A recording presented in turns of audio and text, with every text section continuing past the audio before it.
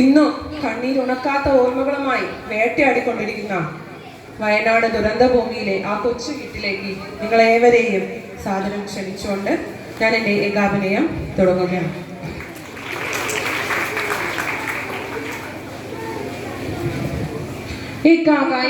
നമുക്ക് കളിച്ച എനിക്ക് ബോറടിച്ച് കളിച്ച സാധ്യതമോളെ, ഇനി നമുക്ക് കളിക്കണ്ട. എന്തോ ഇക്കാക്കൊക്കെ മനസ്സിനൊരു സുഖമില്ല.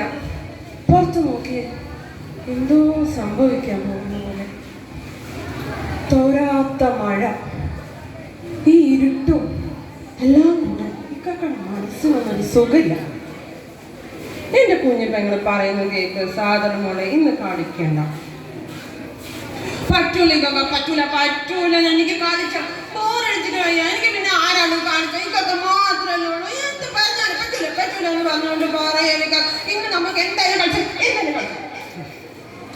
ഓ ശരി, നിന്നെ കൊണ്ട് വല്ലാത്ത ശല്യം.